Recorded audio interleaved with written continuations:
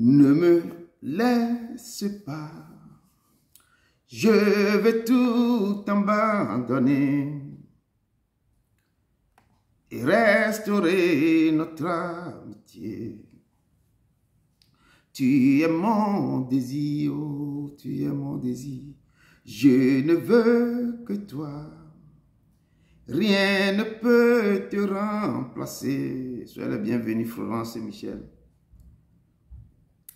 Dans tes bras, je suis rassuré. Montre-moi la voie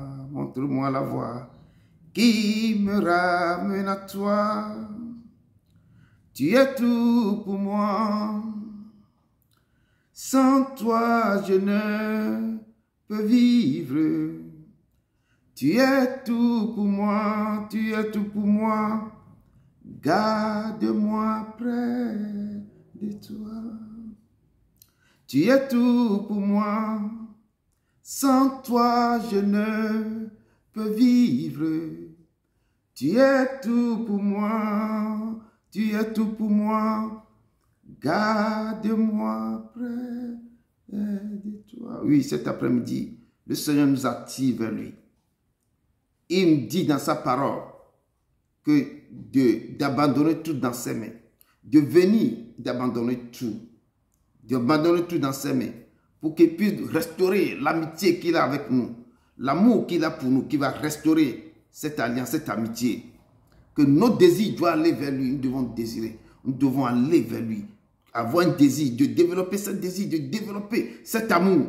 Et ce soir, l'Éternel nous dit que rien ne peut remplacer l'amour qu'il a pour nous. Rien ne peut remplacer. Si ce n'est que nous-mêmes, rien ne peut. Lui, il nous aime de son amour. C'est pourquoi il nous convie ce matin et cet après-midi.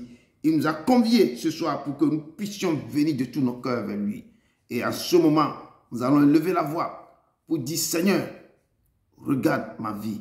Regarde-moi, regarde-moi. Regarde-moi toute ma vie. Parce que sa parole nous dit dans Jérémie 30, que ma blessure, Jérémie 30, à partir de verset 12, je lis que ainsi par l'Éternel, ta blessure est grave, ta plaie douloureuse. Nul ne défend ta cause pour bander ta plaie. Tu n'as ni remède ni moyen de guérison.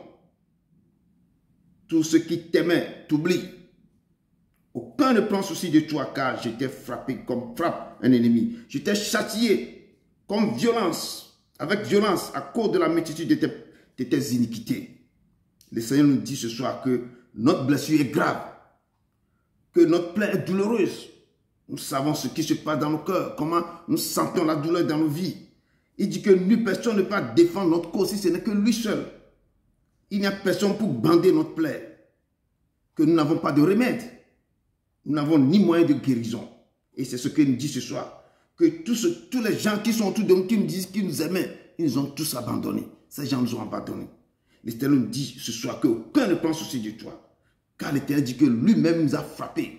L'Éternel t'a frappé comme frappe un ennemi. Il dit qu'il nous a châtiés avec violence à cause de la multitude de nos iniquités et du grand nombre de nos péchés. Donc pourquoi te plains-tu de ta blessure? Et l'Éternel dit qu'il nous a châtiés à cause de nos blessures, à cause de nos iniquités plutôt. Que maintenant nous voyons que à cause de nos grands péchés, du nombre de nos péchés, pourquoi nous devons nous plaindre de notre blessure? Et l'Éternel nous appelle ce soir. Il nous attire vers lui. Il nous dit, mon précieux qui mon nom est invoqué, s'il cherche ma face dans l'humilité, s'il vient avec un cœur sincère et demande pardon, lui l'Éternel, il va nous pardonner. Il va guérir nos plaies. Il va nous guérir. Il va bander nos plaies. Et lui seul, il dit que moi je te guérirai, je penserai tes plaies. Car je suis l'Éternel. Et l'Éternel nous appelle de venir, d'aller vers lui. Maintenant, d'ouvrir nos cœurs. Et dit que c'est à cause de nos fautes, à cause de nos iniquités, qu'il est en train de nous frapper, qu'il est en train de nous châtier. Donc ce soir, élevons la voix. Allez vers lui avec un cœur sincère et dit, Seigneur, j'ai péché contre toi seul. Seigneur, j'ai péché contre toi seul. Élevons la voix et commencez par parler à Dieu. Demander à Dieu de nous pardonner. Que tous nos fardeaux, tous nos soucis, tout ce que nous avons fait, qui ne confesse pas ton nom, élevons la voix vers lui et dis Seigneur, j'ai péché contre toi seul. J'ai fait ce qui est mal à tes yeux. Que le peuple de Dieu lève la voix et commence par demander pardon à l'Éternel. De demander que Seigneur, j'ai péché. Il dit que votre plaie est douloureuse. C'est pourquoi c'est lui-même qui nous a châtiés. C'est lui. Donc nous allons élever la voix vers lui pour que l'Éternel, lui seul, puisse écouter nos craintes, écouter nos cris pour nous pardonner. Élevons la voix. Dieu d'Abraham, d'Isaac et de Jacob, nul n'est semblable à toi, papa. Tu nous as évoqué, tu nous as dit que tu nous as châtiés, que notre plaie est vraiment notre plaie douloureuse. Personne ne veut pas bander notre plaie si ce n'est que toi, papa. Nous avons péché contre toi, ce papa. Depuis la semaine passée jusqu'à maintenant, nous levons nos voix vers toi pour demander, Seigneur, pardon. Pardonne nos cœurs, pardonne nos vies, pardonne nos familles, pardonne nos nations, pardonne ce pays d'adoption, pardonne nos enfants, pardonne nos familles, Seigneur, parce que nous avons parlé, nous avons dit des choses, nous avons calomnié, peut-être nous avons élevé la voix, peut-être nous avons dit quelque chose dans nos cœurs contre quelqu'un, peut-être nous avons pensé quelque chose. Père, nous te demandons pardon. Te demandons pardon au fond de nos cœurs. Et nous te demandons des tentables. Tu as dit que si nos péchés sont noirs comme les crabousiers, toi seul éternel, tu peux l'effacer. Nos péchés peuvent devenir comme la neige, peuvent devenir blancs comme la neige. C'est pourquoi ce soir, avec ton ministère ici, tous les membres de ton ministère de la fin des temps, nous te présentons tout ce peuple en tes mains, de pardonner les iniquités, de pardonner le père, de les pardonner, papa. Écoute nos qui humbles, papa. Ce soir, c'est notre soirée, papa. Nous sommes venus pour que tu puisses laver, tu puisses nous pardonner, tu puisses nous écouter, tu puisses déchirer notre habit sale et le plonger dans ton sang, papa. Pardon, pardon, au fond de nos cœurs. Si nous avions vu quelque chose, si nous aurions entendu des choses, si nous avons libéré certaines paroles qui ne confessent pas ton nom, si ce que nous-mêmes nous avons fait, qui sont les problèmes de nos vies, qui nous accompagnent, qui sont les choses qui nous suivent, que nous avons des semences terribles dans nos vies, Père, nous sommes là devant toi ce soir. Écoute nos cris, papa. Le cri qui sort de nos cœurs, nous avons péché. Tu ne peux pas pécher. Moi-même, j'ai péché. Tous tes enfants ici présents ont péché. Le ministère, tous les membres du ministère de la fin des temps, nous avons péché, papa. Comme tu nous as dit, que chaque fois que nous ouvrons la bouche pour confesser nos fautes, tu es prêt à nous pardonner. Papa, pardonne ton peuple. Pardonne ces nations. Pardonne tous ceux qui commettent des choses abominables dans le monde. Pardonne, pardonne, Seigneur. Au nom de ton Fils Jésus-Christ de Nazareth. Amen. Je suis fort, fort, oui, plus que vainqueur par le sang de Jésus. Je suis fort, fort, oui, plus que vainqueur par le sang de Jésus, notre Sauveur. Veux-tu briser le péché, le pouvoir? La force est en toi, la force est en Christ. Si dans ton cœur tu peux le recevoir, la force est dans le sang du Christ. Je suis fort, fort, oui, plus que vainqueur par le sang de Jésus. Je suis fort, fort, oui, plus que vainqueur par le sang de Jésus, notre Sauveur. Nous allons élever encore la voix, car il a dit que sans effusion du sang, il n'y a pas de pardon.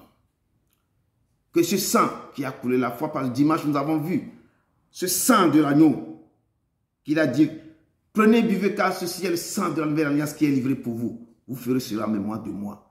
Et il a monté, il a transporté ce que l'Éternel avait instauré comme la Pâque. Lui-même, il est devenu cette Pâque-là. Il a instauré, institué la Sainte Seine par son sang. Et ce sang maintenant, ce soir, je vous invite à imaginer comment ce sang-là coule. Comme au temps en Égypte, quand Moïse avait dit aux Hébreux de tuer les veaux et autres là, de prendre le sang et le mettre sur leur poteau. Et le destructeur est passé au-dessus d'eux. Et ça a été une libération totale pour le peuple hébreu. Et ce soir, l'Éternel nous dit ce soir que il est là. Invoquons ce soir, invoquons ce sang, que ce sang qu'il nous avait donné, ce sang est le sang de la nouvelle alliance. Nous devons invoquer ce sang maintenant pour que ce sang nous donne cette puissance, que ça nous lave de tout souillure, de tout péché, que prenez ce sang pour enlever tout ce masque. Parce que chaque fois que nous péchons, nous faisons quelque chose qui n'est pas bien. Nous recevons des semences en nous. Ces semences deviennent des choses qui nous bloquent. Ils bloquent tout dans nos vies. Nos finances, nos avancements, façon d'aller vers l'éternel, on n'arrive pas. Donc, nous devons invoquer ce sang maintenant. Et que ce sang puisse laver. Que ce sang puisse aller au plus profond. Que vous voyez que ce sang est en train de vous guérir. Ce sang est en train d'enlever tout. Et levez la voix et commencez par invoquer le sang de l'Esprit. Le sang de Jésus-Christ de Nazareth. Ce sang de la nouvelle alliance. Ce sang qui nous a réconciliés avec le Père. Et levez la voix et commencez par invoquer le sang de la nouvelle alliance. Et je vais prendre un passage dans le truc là, dans une chanson pour que nous puissions ensemble invoquer le sang de la nouvelle alliance sur nos vies. Élevons la voix et commencez par à invoquer le sang. Invoquez le sang, que le sang brise les choses. Prenez ce sang pour enlever tout ce mal en vous. Prenez ce sang pour détruire tout mauvais esprit, pour détruire tout ce qui ne confesse pas le nom de Dieu dans vos vies. Prenez ce sang pour aller au plus profond de vous, pour débarrasser de tout. Que ce sang, voyez ce sang qui coule sur les autels terribles dans vos familles. Que ce sang rentre au plus profond et commence par bouger les choses dans vos familles, dans le cœur de vos enfants. Que ce sang descend comme une pluie déluvienne qui balaye tout sur son passage. Et tout ce masque qui est terrible dans vos vies, toute forteresse qui ne veut pas se déraciner, tout pouvoir terrible, vous voyez que le sang, avec une foi terrible, que le sang est en train de ramasser tout en vous. Ce qui est là, tout esprit qui est là, qui ne veut pas se déraciner, que le sang est en train de le prendre pour partir. Jésus, par ton sang précieux, enlève mon iniquité. Regardez-moi du haut des cieux, dis-moi que tu m'as pardonné. J'ai erré, cœur rebelle, mais j'attends ta voix qui m'appelle. Au pied de ta croix maintenant, tout confus, brisé, je me rends. Plus blanc, blanc, plus blanc que neige, blanc, plus blanc que neige. Lave par le sang de l'agneau, je serai plus blanc que la neige. Blanc, plus blanc que neige, blanc, plus blanc que neige. Lave par le sang de l'agneau, je serai plus blanc que la neige. Regardez ce sang couler, regardez ce sang couler sur vous. Regardez que le sang est en train de descendre, qui balaie, qui descend, qui nettoie, qui enlève tout ce masque. Je dis tout ce masque ténébreux dans vos vies, tout ce masque, tout pouvoir mystique, tout forteresse ténébreuse, terrible, qui est enraciné, qui ne veut pas bouger. Vous regardez que ce sang est en train de couler. Quand l'eau déverse comme une pluie, quand le sang coule à toute vitesse, regardez que tout ce qui ne résiste, tout ce qui ne veut pas partir, tout ce qui n'arrive pas à se plier va être déraciné. Que le sang déracine tout, qu'il enlève tout, qu'il détruit tout dans vos vies, Que l'Éternel se lève maintenant et commence par agir. Qu'il se lève et commence par agir. Qu'il se lève et commence par agir. Que le sang maintenant descend et agit. Que le sang commence à agir. Que le sang commence maintenant à agir. Que le sang, élevez la voix et commencez par invoquer ce sang. Invoquez ce sang. Invoquez ce sang. Invoquez ce sang. Invoquez ce sang maintenant. Au sang de l'agneau. Dieu d'Abraham, d'Isaac et de Jacob. Nous tournons nos regards vers toi. Nos regards se sont tournés vers ta croix. Tu as dit, Père, pas mettre sur une somme guérir. Papa, que ce sang commence par couler, que ce sang coule maintenant, que ce sang descend comme une pluie déluvienne, qui descend, qui agit, qui fait des choses incroyables, que ce sang maintenant bouleverse nos vies, qui change maintenant les choses, les cours de nos vies, que le sang descend plus profond de nos familles, au plus profond du cœur de nos enfants, plus profond de partout où nous sommes, que le sang enlève tout, que les semences ténébreuses quittent, que les forteresses, le pouvoir mystique qui nous empêche d'approcher, qui quitte nos corps, papa. Le sang de l'agneau, c'est ce sang qui nous a réconciliés. Père, descends. Nous prenons ce sang, nous le buvons, que ce sang maintenant traverse nos veines, que toute maladie prend fuite, que tout problème mystique, que tout problème de la sorcellerie, que tout problème qui vous empêche d'aller vers le cœur, vous empêche de prier, qui vous empêche de faire ce que vous devez faire, pour que vous pouviez rester en vous, que le sang déracine ce qui refuse de se déraciner, que le sang les déracine. Croyez à ces paroles et prenez le sang avec amour, avec un cœur sincère, et que le sang agit, que le sang agit, que le sang agit. Au nom de son Fils Jésus de Nazareth. Amen, amen, amen, amen. Comme il nous a dit aussi à ses apôtres que je ne vous laisserai pas orphelin. Le Seigneur nous dit ce soir que mes enfants, que je ne vous laisserai pas orphelin. Si vous croyez à moi, gardez mes préceptes, mes ordonnances. Que moi, l'Éternel, avant de partir, je laisserai le consolateur. Et il nous a laissé ce consolateur. Et pendant le temps de Pentecôte, le consolateur est descendu. Que ce jour-là devienne le jour de Pentecôte, que ce soit le même jour pour nous ce soir. Et levez la voix maintenant et demandez à la puissance du Saint-Esprit de descendre sur vous. De descendre sur vous. De descendre sur vous. Ce que vos yeux n'ont pas vu. Que l'Éternel agit dans vos vies ce soir. Que la puissance descend parce qu'il lui-même il avait dit que je ne vous laisserai pas orphelin. J'enverrai le Saint-Esprit. Il viendra, l'esprit de vision, de sagesse, de foi, de discernement. Et levez la voix et invoquez le Saint-Esprit, le gentleman, le Réma, le Paraclet. Lui qui fait tout sur la terre. Et lui qui vous donne tous les dons les meilleurs. Invoquez-le maintenant, invoquez-le maintenant, invoquez-le. Invoquez-le maintenant. Il dit dans sa parole que lui-même, il vient. Il vient, il vient. Il descend sur vous. Que au dernier moment, je reprendrai mon esprit, tu touchais. Vos fils et vos filles prophétiseront, vous verront des sons. Ce soir, et levez la voix. Et qui va descendre sur vous. Il va descendre sur vous. Le Saint-Esprit, il est là. Il descend. Dieu d'Abraham, d'Isaac et de Jacob. Nous avons crié. Nous avons crié. Nous avons crié. Papa, tu nous as dit que tu ne nous laisserais pas orphelins. Tu as dit au dernier moment, tu répandais ton esprit sur nous, papa.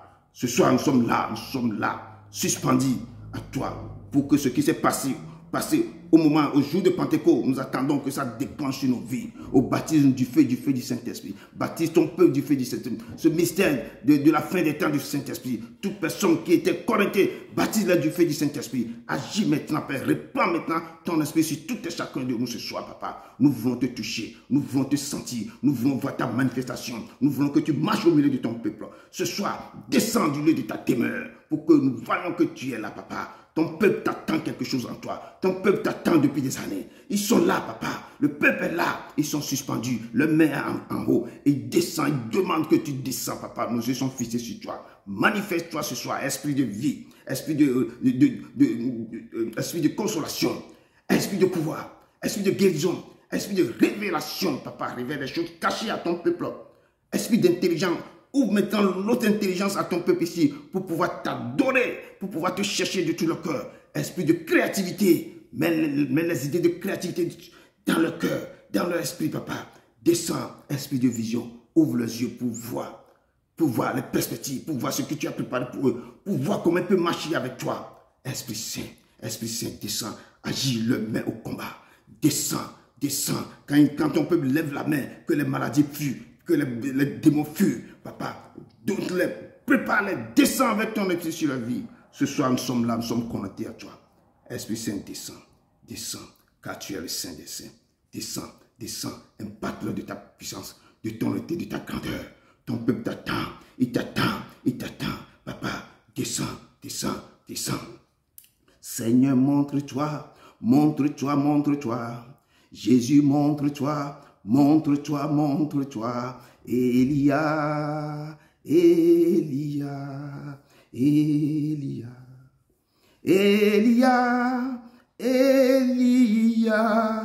Elia. J'attendrai, j'attendrai jusqu'à ce que ta gloire descende. J'attendrai, oh, j'attendrai jusqu'à ce que ta gloire descende. Elia, oh, Elia, Elia. Seigneur, ton peuple t'attend. Descends au cœur de tes enfants et manifeste-toi, papa. Manifeste-toi dans leur vie. Agis. Impacte-le de ta grandeur. Marche au cœur. Marche au milieu de ton peuple, Seigneur. Nous te rendons gloire. Nous te disons merci. Au nom de ton Fils Jésus de Nazareth. Amen. Amen. Amen. Amen. Amen. Amen, peuple de Dieu. Soyez les bienvenus encore. Soyez les bienvenus. Le Dieu, le Saint des Saints, le Réma, le Paraclet, le Gentleman vous dit merci de votre présence. Parce qu'il vous a invité aux noces de l'agneau. Et vous êtes arrivés. Vous êtes là pour l'honorer. Il vous dit encore merci. Et vous avez devant vous votre frère, votre humble serviteur Edouard Bloom, du ministère de la fin des temps. Et moi aussi, je vous dis, soyez les bienvenus et merci de votre présence. Et ce soir, le Seigneur m'a mis quelque chose à cœur dans sa parole.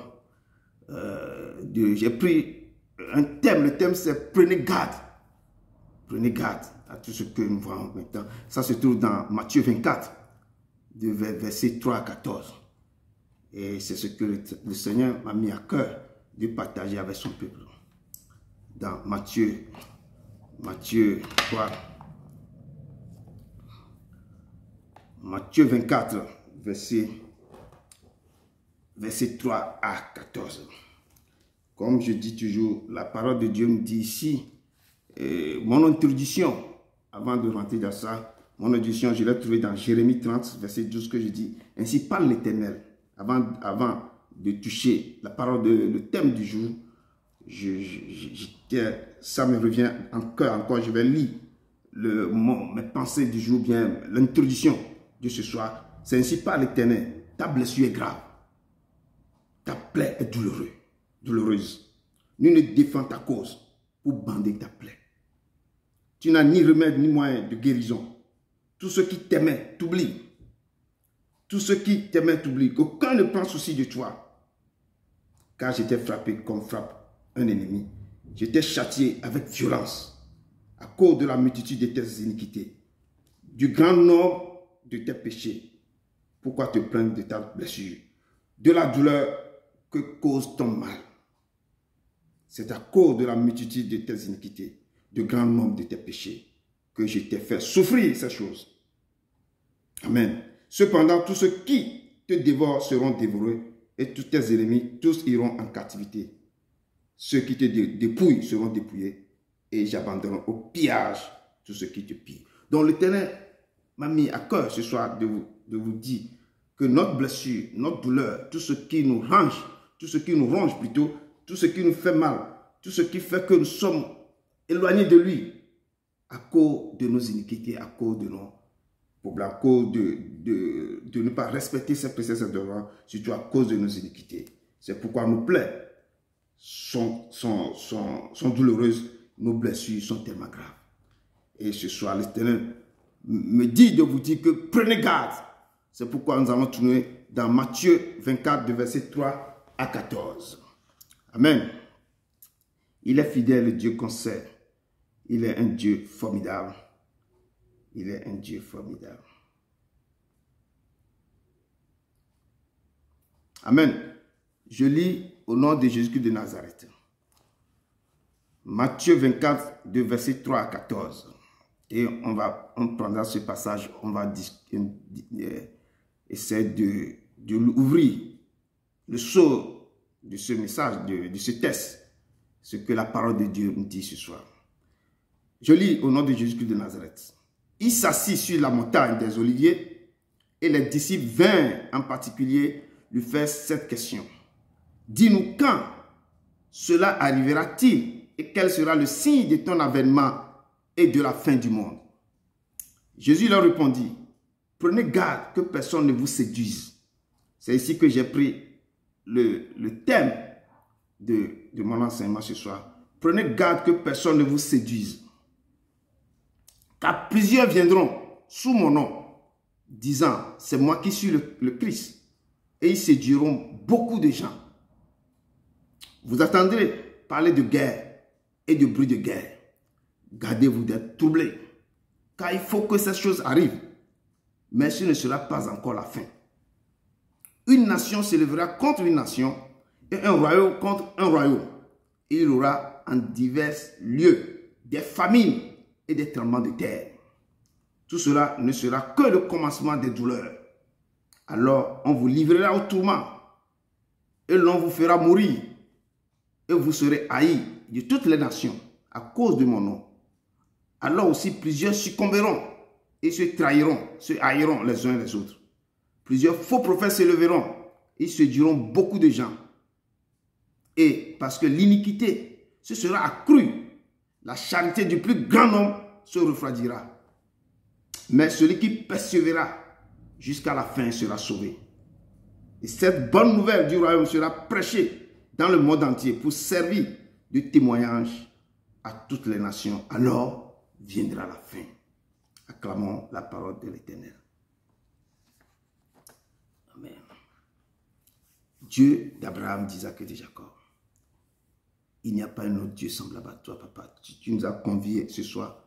Tu m'as donné ce test, ta parole, qui est la vie, de partager avec ton peuple ici présent, papa.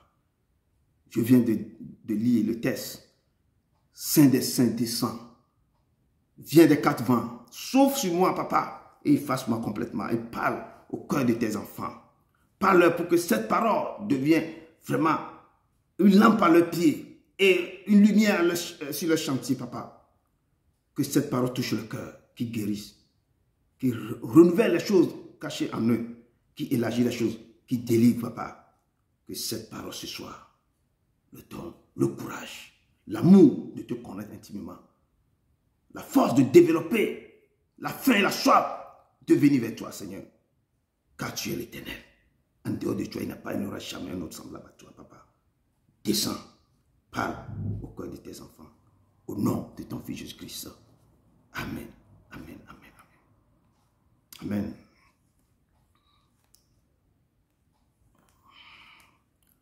Mon corps, mon cœur, mon âme ne m'appartiennent plus. Ton amour les réclame, ils sont à toi, Jésus. Reçois mon sacrifice, il est sur ton autel.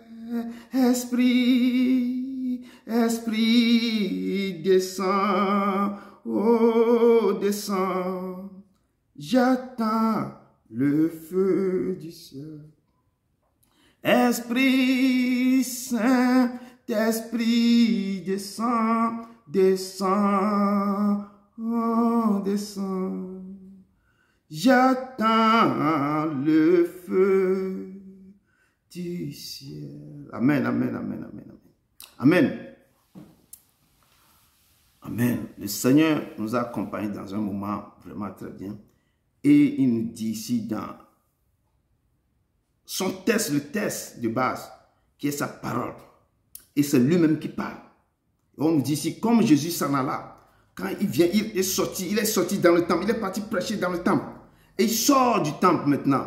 Et ses disciples s'approchèrent pour lui faire des remarques à cause du temple, la construction qui est dans le temple. Et il leur dit, voyez-vous tout cela. Il leur montre le temple que, je vous le dis en vérité, il ne restera pas ici, pierre sur pierre, qu'il ne soit renversé. Il dit, le temple que vous voyez, il ne restera rien. Pierre sur pierre, il sera renversé. Et dans d'autres termes, il dit que il sera renversé et moi, je vais le reconstruire dans 3 jours. Il parle de sa mort. Il parle de sa résurrection. Et il leur dit que ce temple sera vraiment, il ne restera pas pierre sur pierre. Et donc, en allant, quand il commence à parler, et il est parti s'assis maintenant sur la montagne des Oliviers. Et c'est là que les disciples maintenant lui commençaient par lui poser des questions. Que Seigneur, dis-nous concrètement, quand cela arrivera-t-il? Il lui posait la question, la fin du monde, comment les choses vont se passer? Et quel sera le signe de ton avènement? Quand est-ce que tu crois? Parce que tu nous dis toujours que tu vas partir, tu vas faire ceci. Quel est le signe? On lui pose des questions comme ça. Et quel sera le signe de la fin du monde? Et verset 4, Jésus leur répondit. Et là, c'est là que je vais venir. Jésus leur répondit. Prenez garde que personne ne vous séduise. Donc, dans ce monde maintenant que nous sommes, dans ce temps présent, il y a beaucoup de choses qui se passent. Il y a beaucoup de réveils, il y a beaucoup de choses. Il y a beaucoup d'églises qui sortent de gauche à droite, qui poussent comme des champions. Il y a beaucoup de pasteurs qui sortent de partout. Chaque personne dit que Dieu m'a appelé, Dieu m'a fait ceci, Dieu m'a fait ceci. Et Jésus-Christ, il nous dit, le jour qu'il disait ça à ses disciples-là, nous n'étions pas là. Mais il a dit que prenez garde que personne ne vous séduise. Parce qu'il y aura des gens qui vont venir, va commencer par sortir des choses mielleuses, parler bien de ci. Il faut que chacun, c'est pourquoi je demande l'esprit de discernement. Il faut que vous devez désirer avoir l'esprit de discernement. Allez devant l'Éternel, demandez Seigneur, donne-moi l'esprit de discernement pour que je puisse discerner le vrai du faux. Quand quelqu'un devant moi me parle, il faut que je dois discerner qui il est. Qu'est-ce qu'il me dit? Qu'est-ce qu'il me raconte? Il faut être, je vous dis toujours, il faut rester fixé sur la parole. Faisez comme les gens du Béret, les chrétiens du Béret. Quand on les prêche, ils retournent, ils examinent tout. Voilà ce qu'on est en train de leur dire là. Est-ce que c'est vrai? Est-ce que ça correspond à ce qui a été écrit? Donc, il faut ou quelque chose, allez, agenouillez-vous, demandez au Père. Est-ce que ce message-là, bien sûr, monsieur-là, vient de toi? C'est toi qui l'as envoyé ou pas? Il faut poser des questions. C'est très important. Cherchez qui est cette personne, le prophète, le serviteur qui vous parle, ou bien ce pasteur. Est-ce qu'il vient de toi ou pas? C'est toi qui l'as envoyé. Et ce sont les choses que vous devez demander. Je dis toute personne qui va venir vous prêcher. Premièrement, moi-même, allez agenouillez-vous devant l'Éternel, demandez, Seigneur, ce que ton serviteur doit venir dire là, est-ce que c'est toi qui l'as envoyé? Ce qui vient de nous prêcher là, est-ce que ça vient de toi? Ou bien ce sont ses pensées? Et examinez. Le Seigneur vous dit, prenez garde. Nous devons être sur nos gardes. Parce que le monde qu'on voit maintenant là, c'est terrible. J'ai écouté certaines choses des prophètes en Côte d'Ivoire. Tu vas tomber évanoui. Que comment les gens prennent des choses partout pour venir maintenant et prophétiser, dire des choses dans le corps de Christ. En la fois passée, on avait prêché sur Jésus-Christ disait maudit, scribes et pharisiens, hypocrites, parce que vous fermez la porte des cieux aux gens qui veulent aller, parce que vous-même vous savez que vous ne pouvez pas y aller. Et c'est la continuité de ce qu'on est en train d'enseigner maintenant. Il dit prenez garde que les gens ne vous ferment pas la porte du royaume des cieux, parce que eux-mêmes ils sont dans le faux. Eux-mêmes ils ne vont plus y aller, mais ils vont vous prêcher des faux trucs. C'est pourquoi il faut demander l'esprit de discernement. Chaque personne qui va vous prêcher, ne courez pas seulement parce que la personne, non. Demandez à l'Éternel. Je dis, quand tout le monde, nous sommes venus comme ça devant, c'est lui qui nous a convoqués. C'est lui qui nous a rappelé, ce n'est pas il doit. Moi, je suis un instrument dans sa main seulement. Il dit, pas là, à mes âmes, c'est vous êtes quoi? 16 enfants. Remettez mes choses à la main de mes enfants. Donc, si moi je dis autre chose, je serai châtié plus sévèrement. Parce que je suis en train d'égarer son peuple. Donc, c'est pourquoi il a dit, prenez garde que personne ne vous séduise. Que les gens ne viennent pas vous dire n'importe quoi. Beaucoup des serviteurs, des pasteurs, ils commencent mieux, bien. À un moment donné, ils perdent le pédale. Et en plus, nous devons prier aussi pour eux. Parce que ce monde fait que les gens perdent des pédales. S'ils ne focalisent pas sur l'Éternel, ils vont perdre le pédale. Donc, dans vos requêtes aussi, dans vos prières, remettez tous les pasteurs du monde entier dans la main de l'Éternel. Que l'Éternel les garde, que l'Éternel les protège. Parce que ce n'est pas facile ce travail. Je dis ce n'est pas facile. Il faut vraiment, ce que les pasteurs font, de prêcher tous les jours, les gens restent sur le truc là des heures. Ce n'est pas facile. Il faut prier pour eux. Il faut prier beaucoup pour eux. Priez pour eux. Sinon, donc l'Éternel me dit, prenez garde que personne ne vous séduise. Car plusieurs viendront sous mon nom, disant c'est moi qui suis le Christ. Et ils séduiront beaucoup de gens. On a vu certains endroits en Afrique, certains se présentent comme c'est eux-mêmes, le Christ même. Et les gens les suivent beaucoup. Donc, le Seigneur me dit que plusieurs viendront sous mon nom et les gens vont faire de quoi? Des prodiges, des miracles. Les gens vont faire des choses spectaculaires. Mais il faut discerner. Il faut demander à l'Éternel. Il faut voir. Parce que c'est lui, ce n'est pas moi qui a écrit ça, c'est lui qui dit. C'est l'Éternel même qui parle. Que les gens, quand plusieurs viendront sous mon nom, disant c'est moi qui suis Christ. Ils séduiront quoi? Beaucoup de gens. Ils vont séduire quand vous rentrez dans l'Apocalypse. L'Apocalypse a décrit aussi des choses. Comment les bêtes ils vont séduire plus de gens. Ils vont mettre leur marque sur les gens. Les gens vont les suivre. Donc, nous devons faire très attention. Vous, les brebis de l'Éternel, vous devez faire très attention. Il dit que vous attendrez ma voix et vous me suivrez. Et vous viendrez dans la bergerie.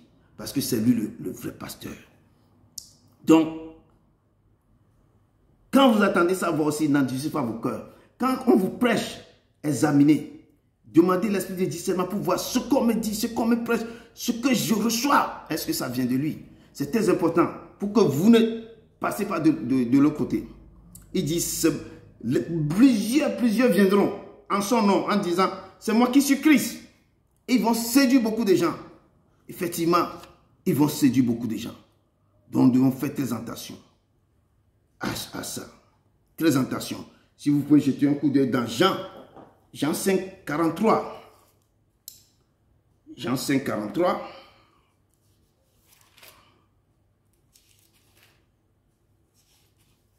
Évangile selon Jean 5, 43.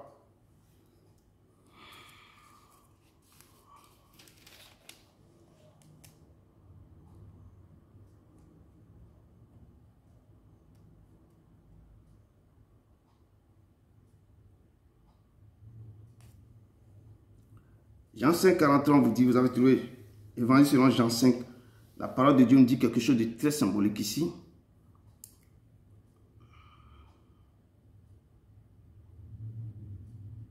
L'Éternel nous dit ceci. Ici, c'est Jésus encore qui parle ici. Il dit, je suis venu au nom de mon Père et vous ne me recevez pas. Mais si un autre vient en son propre nom, vous le recevrez. Donc il dit, parce que je dis que le prophète n'est jamais reçu dans sa propre famille, bien dans sa patrie. Il n'est jamais bien reçu. Il dit que je suis venu au nom de mon Père. C'est le Père qui l'a envoyé. Et son peuple, il avait dit ça dans Jean. La lumière, lui, dans les ténèbres n'ont plus reçu. Il est venu. La lumière éclaire les ténèbres, mais les ténèbres ont refusé de le recevoir. Il dit à ceux qui l'ont reçu et à ceux qui croient en son nom, il les a donné le pouvoir de devenir enfants de Dieu. Ces gens qui l'ont reçu, c'est ces gens que l'Éternel dit que j'aime mes brebis, ils attendront ma voix, mais ils vont me suivre. Les gens que j'ai prédestinés, les gens que j'ai choisis, les gens que j'ai mis mes sceaux sur eux, c'est eux qui l'ont reçu. Il dit, je suis venu au nom de mon Père et vous ne me recevez pas. Mais un autre vient en son propre nom, vous le recevez. Les gens vont venir en leur propre nom. Et qu'est-ce qui se passe? Eux reçoivent ces gens-là. Et c'est pourquoi je dis que prenez garde. Plusieurs viendront sous mon nom en disant c'est moi qui suis Christ. Et ils séduiront beaucoup de gens. Et là, c'est ça que je dis, c'est là que le don le meilleur que Dieu nous donne. Dans sa parole, il faut sélectionner le don de discernement. Il faut discerner quel esprit la personne est en train d'utiliser. Et c'est l'Éternel qui peut vous révéler ça. Et si vous écoutez comment la personne prêche, des fois la personne va prêcher d'une manière extraordinaire. Quel esprit? Est-ce que c'est l'Éternel qui l'a envoyé?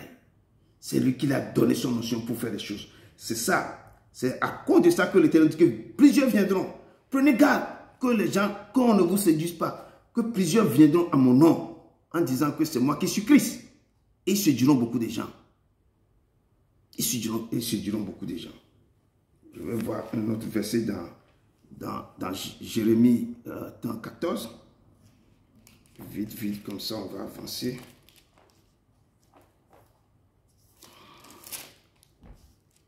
Parce que le monde est tellement maintenant, très dangereux maintenant, ce qu'on voit maintenant, c'est difficile.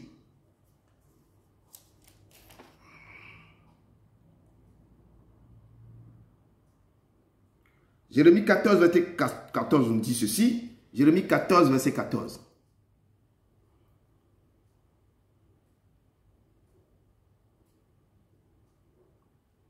Je lis au nom de Jésus-Christ de Nazareth.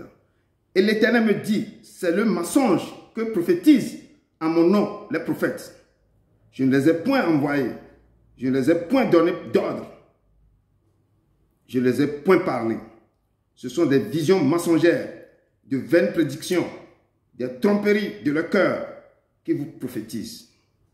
Et ici dans Jérémie, et l'Éternel est clair dans Jérémie, quand certains prophètes se sont levés, autant que Jérémie était prophète en train de prophétiser, d'autres prophètes aussi, ce sont des faux prophètes se sont levés, ils ont commencé par contredire ce que Jérémie est en train de prophétiser. Et l'Éternel dit ici, il dit à son peuple que l'Éternel me dit, c'est le mensonge que prophétisent à mon nom les prophètes. Certains prophètes prophétisent. On dit que l'Éternel a dit ceci. Ainsi parle l'Éternel. Mais l'Éternel ne les a point envoyés. L'Éternel les a point parlé. Il dit, je ne les ai point envoyés. Je ne les ai point donné d'ordre. Je ne les ai point parlé. Ce sont des visions mensongères. De vaines prédictions. Des tromperies de leur cœur qui vous prophétisent. Donc, l'Éternel dit que nous devons faire attention. Qu'il y a beaucoup de prophètes, beaucoup de gens qui se nomment prophètes ou prophétesses, qui prophétisent que ça ne vient pas de l'Éternel. Des fois, qui peut recevoir certaines petites visions, ils généralisent ça, ou d'autres utilisent autre chose pour prophétiser. Je ne contredis pas, je ne dis pas que les prophètes, les prophéties, certaines prophéties ne sont pas bien, mais je dis qu'il faut analyser. Et l'Éternel dit toujours qu'il y a beaucoup aussi qui prophétisent, ce n'est pas l'Éternel qui les a envoyés. Donc nous devons quoi? Discerner, c'est très important. Vous recevez des prophéties, il faut les discerner, il faut les analyser. Vous revenez à la maison, vous analysez la prophétie qu'on vous a donnée. Vous analysez, vous mettez à genoux. Vous remettez cette prophétie dans la main de l'Éternel. Papa, est-ce que ça vient de toi? Si c'est toi qui me parles, confie-moi ça. Confie-moi ça. Vous allez prendre cette prophétie maintenant. Je te dis une semaine même, en jeûnant pour ces prophéties, a dit Seigneur, si c'est toi, si ça vient de toi, il faut me reconfirmer ça. L'Éternel, à travers quelqu'un, va te confirmer ça. Et là, tu sauras que ça vient de l'Éternel. Et il faut demander des signes à l'Éternel. Si cette prophétie-là vient de lui, ce que je vous dis des choses concrètement. Il faut le faire. Si vous recevez quelque chose, si vos cœurs ne sont pas en joie, vous doutez, allez devant l'Éternel. Qu'est-ce que cette parole que tu viens de me donner, ça vient de toi ou pas? Dans sa compassion, s'il voit comment, quand il voit le désir, quand l'Éternel voit que tu développes un désir ardent, de comprendre ce qui se passe, de comprendre les choses, l'Éternel dans ton sommeil, il va te rappeler ça, il va te redonner toutes les prophéties que tu as reçues. Ou directement, un frère, ou tu vas quelque part, la prophétie va sortir exactement chez quelqu'un d'autre qui n'a même pas attendu ce que tu as reçu. Et c'est là qu'on voit qu'il est réel, que le Dieu qu'on sert, il est le Dieu fidèle à sa parole. Il est fidèle, il est le Dieu vivant. Il dit, vous attendez, plusieurs viendront à mon nom, disant, c'est moi qui suis Christ. Et ils séduiront beaucoup, faites attention. Parce que nous traversons des temps difficiles. Et il y aura beaucoup de gens qui vont venir pour séduire. Pour séduire, terriblement. Donc, que vos yeux doivent être focalisés sur sa parole. Et l'esprit de discernement, vous devez demander ça à l'Éternel. Pour examiner quel esprit qui parle à travers la personne. Nous retournons dans le texte de base. Verset 6 nous dit, vous attendrez parler de guerre et des bruits de guerre. L'Éternel vous dit, gardez-vous d'être troublés. Il ne faut pas être troublé. Et actuellement, quand je vous parle, tout le monde est au courant de toutes les guerres qui se passent dans ce monde maintenant. Et l'Éternel, cette parole a été sortie maintenant combien d'années? Et l'Éternel a parlé de ça. Vous attendez parler de guerre et des bruits de guerre. Gardez-vous d'être troublés. Car il faut que ces choses arrivent. L'Éternel dit que les choses là, les guerres que nous attendons, les tremblements de terre là, ça doit arriver. C'est pourquoi on voit la guerre. Les pays se lèvent, les gens se lèvent contre l'autre. Il y a des choses incroyables, des choses bizarres qui se passent. Jésus même a ouvert sa bouche, il a parlé. Que vous attendrez ça. Parler des guerres, des bruits de guerre. Gardez-vous, ne vous troublez pas. Car il faut que ces choses arrivent.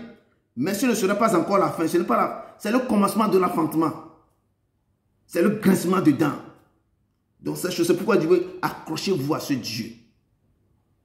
Accrochez. Parce que les choses terribles vont se passer. Et quand les choses vont commencer par se passer, c'est là qu'il dit que moi je mettrai mes sceaux sur les fronts de mes enfants. Ceux qui ont des désirs ardents de me chercher, ceux qui ils ont la faim, la soif, qui me cherchent de tout le cœur. Ce n'est pas seulement les petites choses, les petits problèmes qu'on avait sur la terre. L'Éternel dit que je sonde le cœur et les reins. Il voit nos cœurs, comment vous les cherchez. Je dis, toi, mais tu as le désir, tu peux l'adorer dans sa maison, tu peux le faire ceci. Tous les problèmes que tu as, que personne ne va faire là, à cause de ton adoration, à cause de la joie que tu as pour lui, à cause de tu vas vers lui. Le jour que toi, mais tu vas réveiller, tous ces problèmes vont quitter ton corps, que toi, mais tu ne sais pas comment il est parti.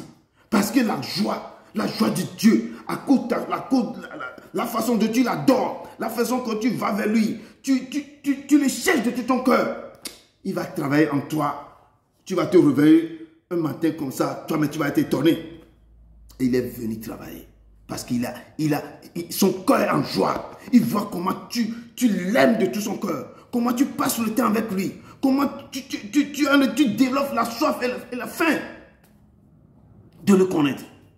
Il se laisse trouver. Il viendra demeurer en toi. Et tous tes problèmes vont fuir. Je te dis, les problèmes vont fuir. À cause de quoi? À cause de ton obéissance. À cause de la joie que tu as. À cause du désir de le chercher. Et quand les guerres, les bruits de guerre, les choses là, il dit que gardez-vous d'être troublés. Toi, tu ne vas pas être troublé. Il dit que nous devons savoir que ces choses doivent arriver. Mais ce n'est pas encore la fin. Parce que toi, mais tu es en train de se préparer. Quand tu le cherches, quand tu tiens son manteau, quand Jacob l'a tenu la nuit, il dit que si tu ne me bénis pas, je ne te laisserai pas partir. Jacob s'est accroché à son manteau. Que Seigneur, tu dois me bénir. Si tu ne me bénis pas, je ne te laisserai pas partir. Et il a dit que quel est ton nom? Nemele Yesupera Ouvlaya. Si je tiens le manteau de Jésus, je ne le laisserai pas. Nemele Aside Kedemu. Je ne te laisserai pas partir.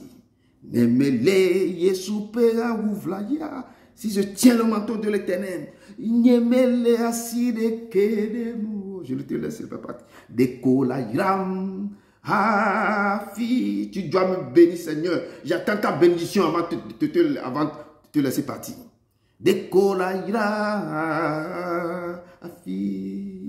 Nemele Yesupera Ouvlaya. Ouvlaya nyemele aside ke nenuo dekola iram fia dekola iram.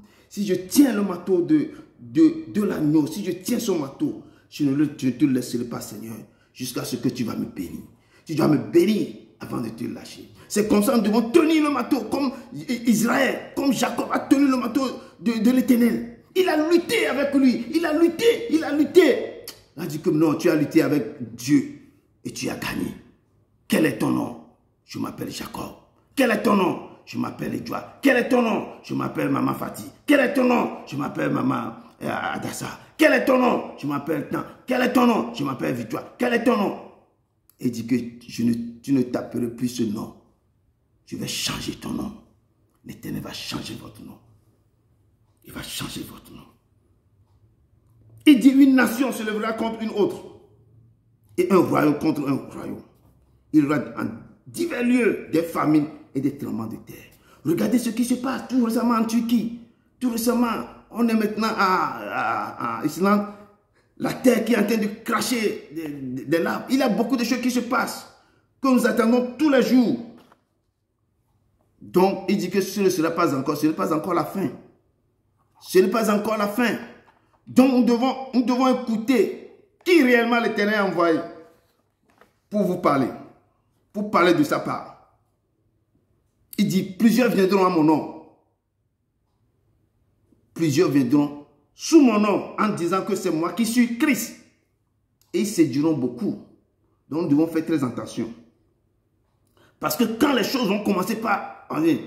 Nous sommes en train d'attendre maintenant les guerres, les rumeurs de guerre. Il y a les bruits de guerre, il y a des tremblements de guerre partout maintenant.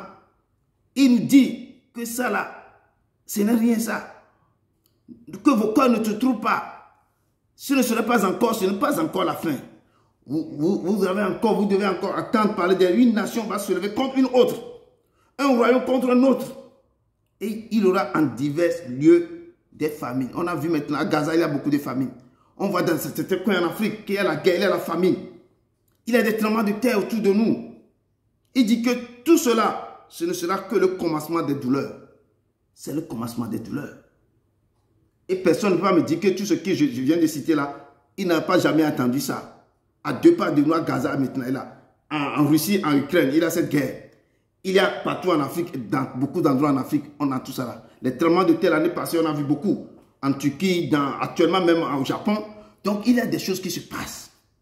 Et qu'est-ce que nous devons accrocher au manteau de l'Éternel?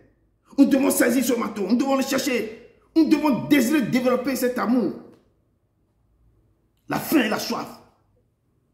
Nous devons le chercher de tout notre cœur. Nous devons s'accrocher à ce Dieu immense, grand et fort. Et il me dit que alors on vous livrera au tourment. On vous fera mourir et vous serez haïs. Vous serez haïs de toutes les nations. Attends, je ferme ça ici.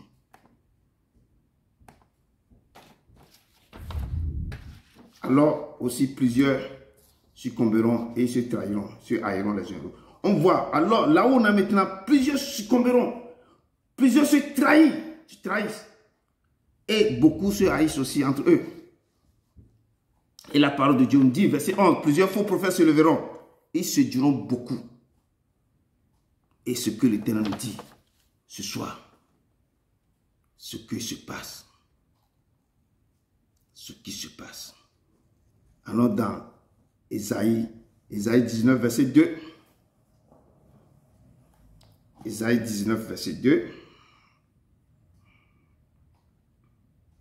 On va essayer de voir chaque verset, l'explication de... On va développer petit à petit. Ésaïe 19, verset 2.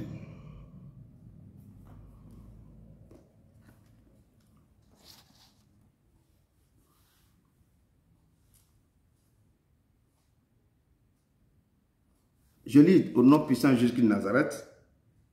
Ésaïe 19, verset 2. La parole de Dieu me dit, j'armerai, je vais armer l'Égyptien contre l'Égyptien. Comme je dis, une nation se lèvera contre une nation, un royaume contre une nation ne se contre l'autre nation, un royaume contre l'autre royaume. Et l'on se battra frère contre frère, ami contre ami.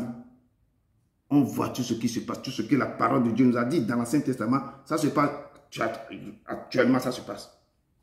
Ville contre ville, royaume contre royaume, esprit de l'Égypte disparaîtra au milieu d'elle. Je reprends, j'amènerai l'Égyptien contre l'Égyptien, et l'on se battra frère contre frère, ami contre ami, ville contre ville, royaume contre royaume. Donc, tout ce que la parole de Dieu nous dit, on le voit actuellement. Les gens se laissent. Même dans l'église, les gens se battent, les gens se haïssent. Il y a les frères qui se lèvent contre les frères, les soeurs contre les soeurs. Il y a beaucoup de choses qui se passent. Je dis, c'est dans l'église même que les juges de son se sont rentrés. Et l'ennemi est assis quelque part. Il a croisé ces gens en train de fumer son tabac ou en train de rire. L'église même se déchire. Or, l'Éternel dit, vous devez s'unir, vous devez vous aimer. Aimez-vous les uns les autres comme moi-même je vous ai aimé. Et l'église se déchire. Et c'est dans l'église que tu vas voir des choses que tu n'as jamais entendues. Et tu vas te poser la question, pourquoi? L'église se déchire. Les gens se lèvent, les frères se lèvent contre les frères. Les soeurs se lèvent contre les frères. Certains se tombent. l'ennemi ne fait rien plus. L'ennemi dit que moi-même je les ai. Eux-mêmes se battent contre eux-mêmes. On dit les frères vont se lever contre les frères, les sœurs contre les sœurs, un royaume contre un royaume. L'un se battra frère contre frère, sœur contre ami. C'est ça que l'église, ça là on trouve tout ça dans l'église.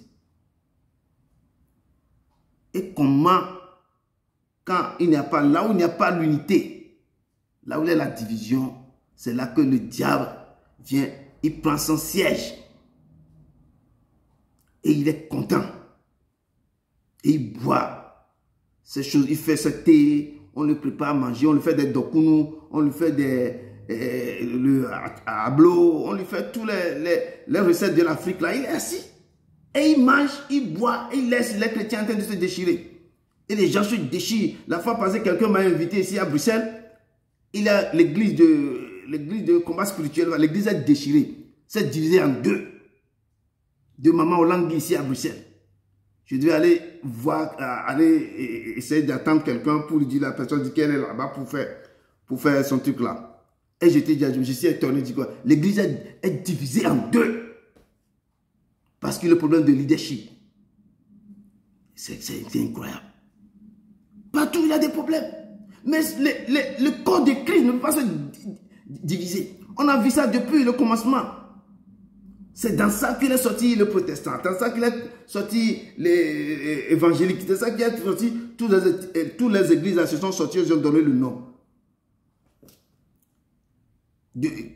Jusqu'à quand le corps de Christ doit être uni? Et Jésus nous a dit dans sa parole, aimez-vous les uns les autres comme moi, mais je vous ai aimé. Le plus grand des commandements. Milan, mialao. Abbé, allez-y, aimez-vous les uns les autres, comme moi-même, le Père, je vous ai aimé. C'est ça. Mais la parole de Dieu continue de nous dire ceci. Plusieurs prophètes s'élèveront et se diront beaucoup de gens. Et c'est ça que je vous dis que il faut avoir l'esprit de discernement. Vous voulez aller rentrer dans le royaume des cieux. Il faut chercher qui peut vous paître, qui va vous accompagner. Qui va vous parler, qui va vous donner ce que l'Éternel promet de vous donner. Et vous allez marcher sur ça pour trouver votre destination. Il ne veut pas accompagner n'importe qui. Je dis si la personne vous prêche, je vous dis, je vais le dire toujours, je le dis de moi-même. Allez demander au Père. Si ton serviteur qui ne parle là, si c'est toi qui l'as envoyé, ou ce qu'il nous dit là, il faut aller regarder, examiner ce qu'il vous dit. Si c'est vrai ou pas. Est-ce que c'est ton esprit qui l'accompagne? Ou c'est quoi? Il faut examiner.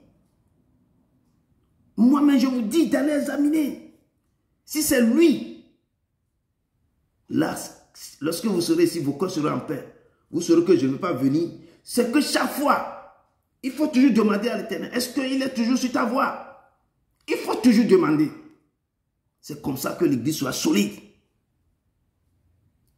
Et si vous ne demandez pas, si vous doutez sur la personne, ce qui vous apporte, ça ne peut pas aller. Mais si vous êtes sûr, ou l'Éternel vous a révélé que, mais non, écoutez-le, c'est moi qui l'ai envoyé.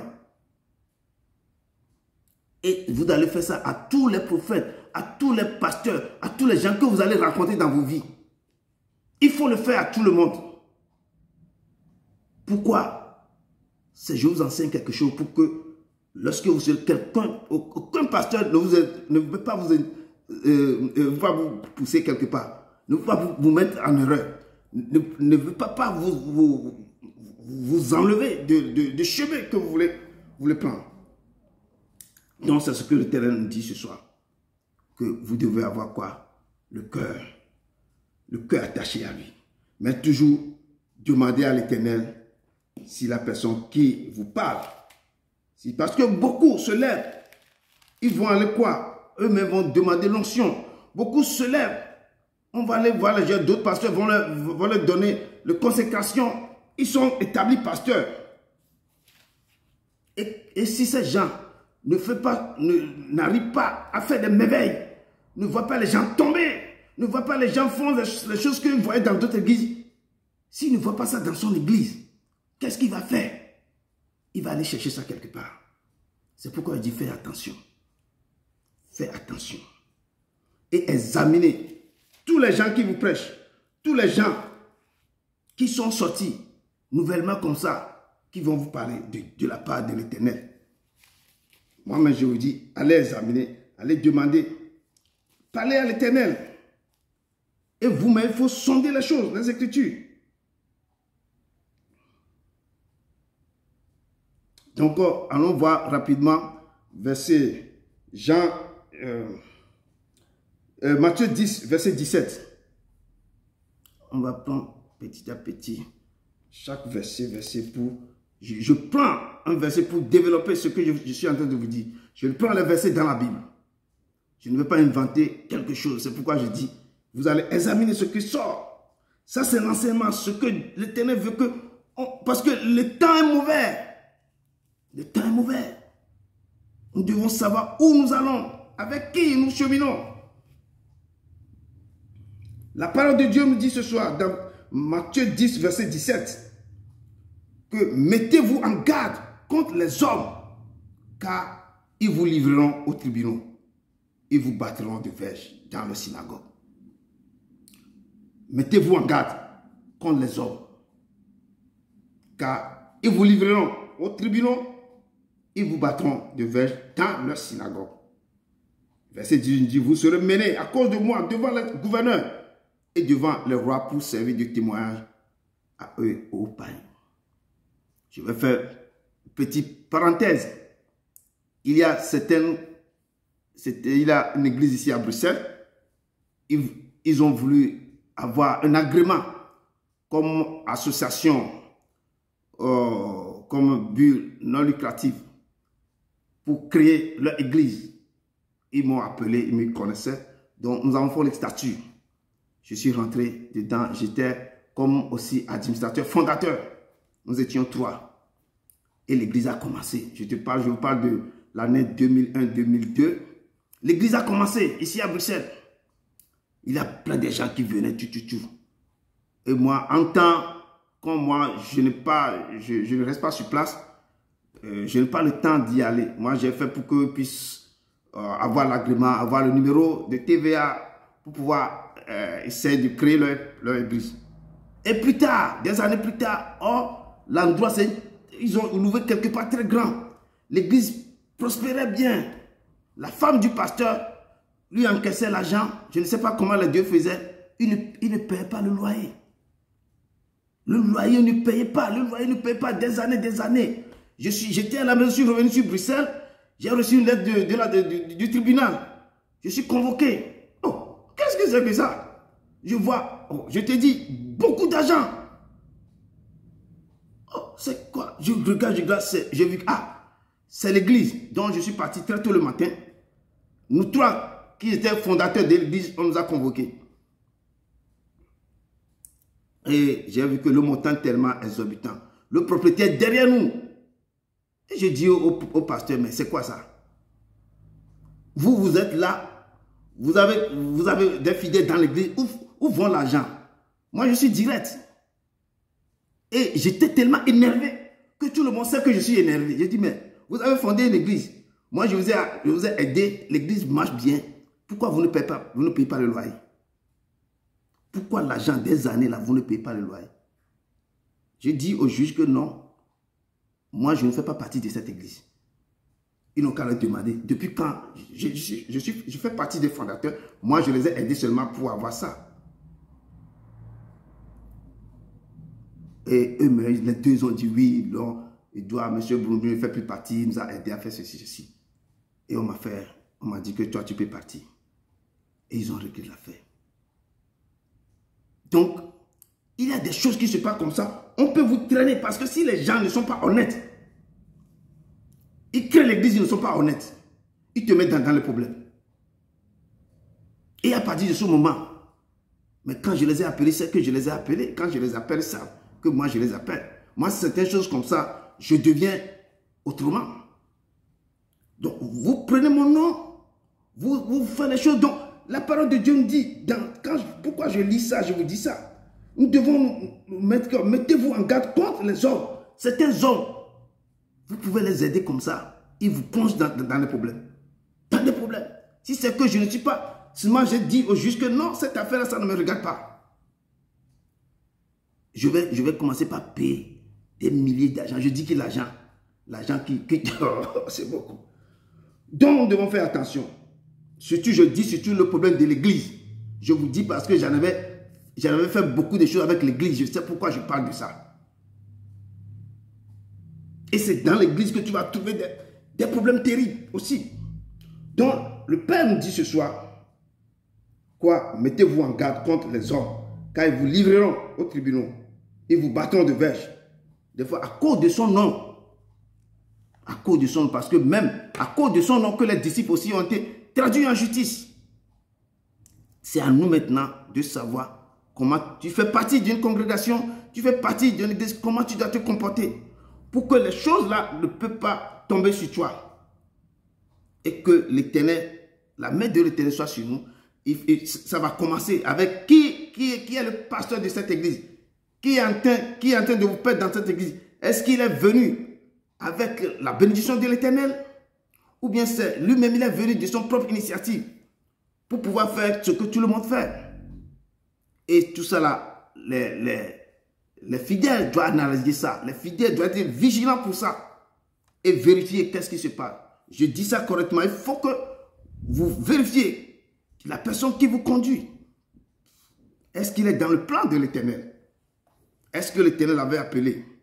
Il faut poser cette question. Ne sautez pas sur n'importe qui parce qu'il prêche, il fait ceci. Je vous exhorte.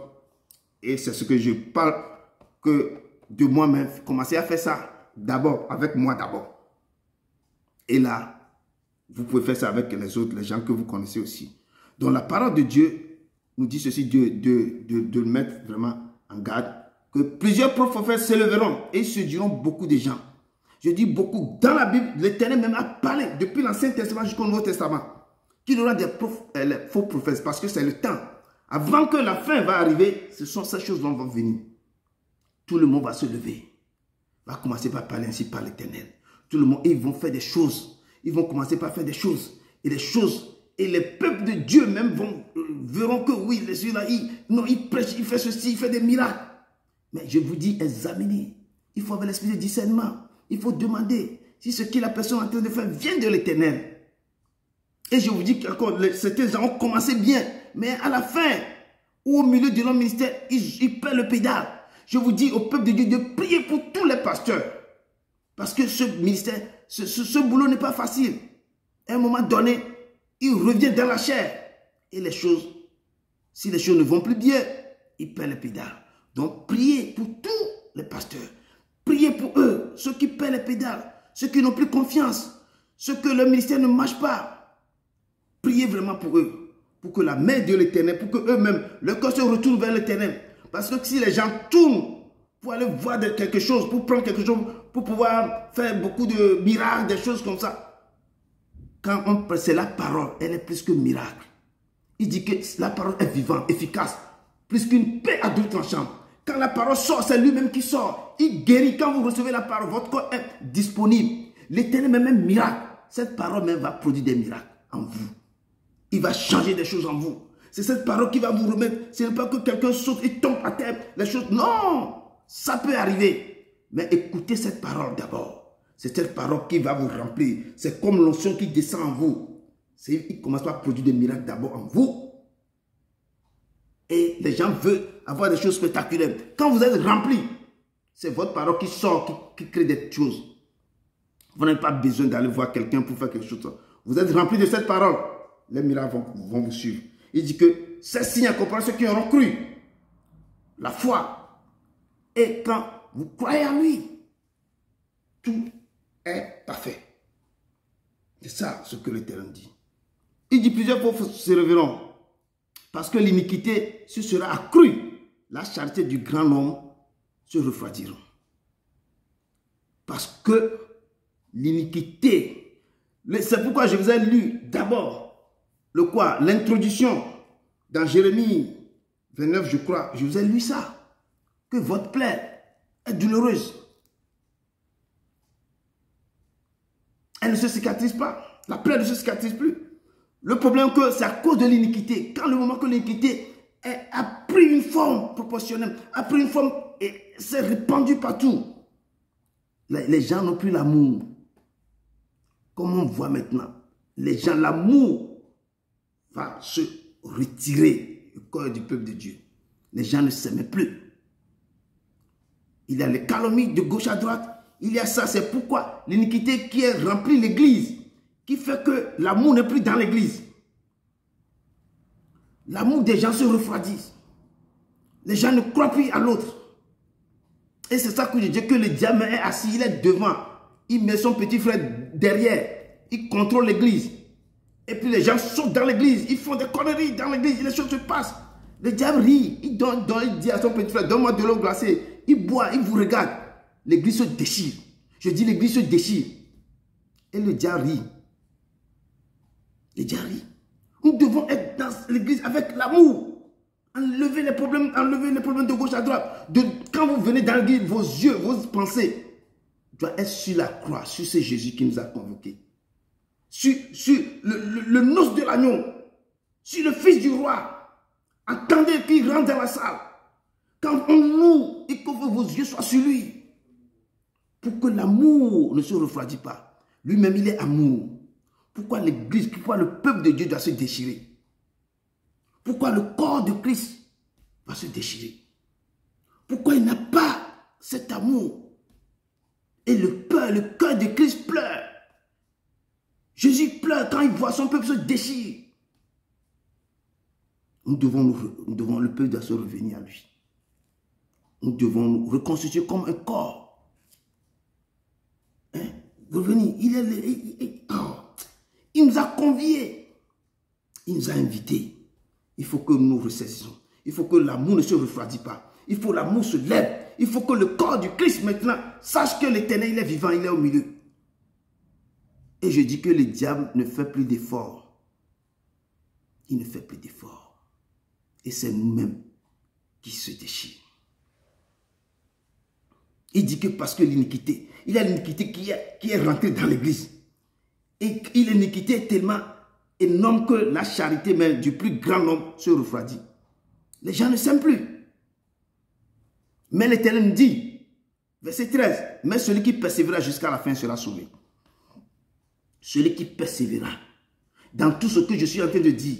Mais si vous persévérez, si vous tenez son habit, si vous tenez son manteau, si vous développez la faim et la soif, si vous développez ce désir, cet amour de le connaître, malgré tout ce que je suis en train de dire, malgré les souffrances, malgré les problèmes, malgré l'iniquité, mais vous continuez à le chercher, vous continuez à le chercher.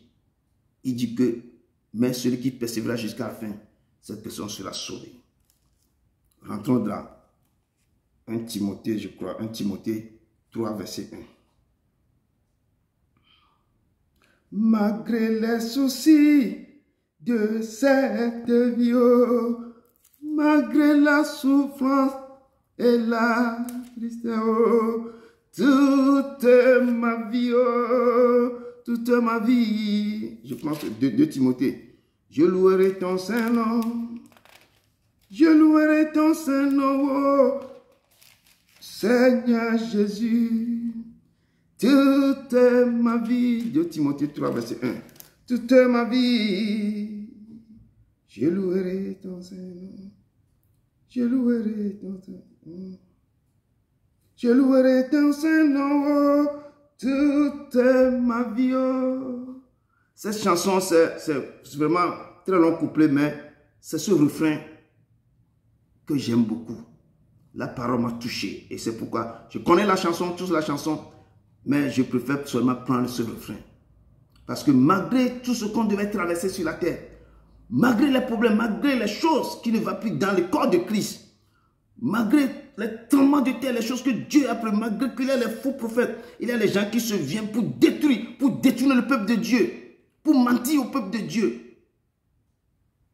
Malgré des choses maintenant, mais persévérez. Vous persévérez en cherchant ce Dieu. Persévérez dans ce qu'il est en train de vous dire.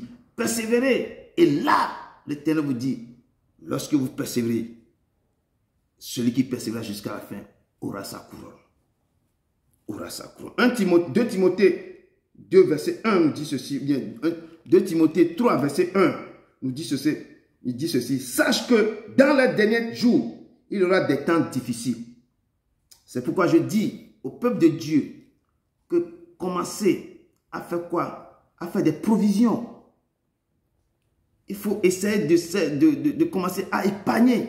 Si quelqu'un ne sait pas épargner, ou bien ne faisait pas, ou bien ne faisait plus, il faut qu'il recommence. Il faut qu'il commence à faire quelque chose. Épargner. Si vous travaillez, mettez quelque chose de côté pour investir encore dans un petit autre business à côté. Parce que le temps que nous allons rentrer dans quelques années, ça va être encore plus dur que ce temps.